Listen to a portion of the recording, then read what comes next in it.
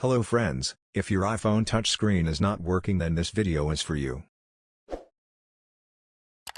As you can see that my phone screen is not working. Usually it works sometimes, but mostly its touch is not responding. Touch is not working properly. This problem is often faced by peoples when they accidentally drop their phone.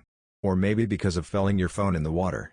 You can fix this problem sitting in your home after watching this video. I will tell you a method to fix it.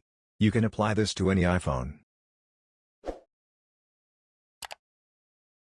In order to fix touch problem, hold the power button for 5 to 10 seconds. This menu will pop up in front of you. Now you have to press home button until password screen appears to you. After this, enter your password. Now we will check whether our touch is working properly or not. As you can see that it is working properly and our error is fixed. If still you are facing this problem, you can turn off of your phone and restart. Secondly, change the protector of your phone. Sometimes protector is making problems. I hope this video helps you fix your problem. Like, share and subscribe to Jug Our Expert for more helpful and informative videos. Thanks for watching.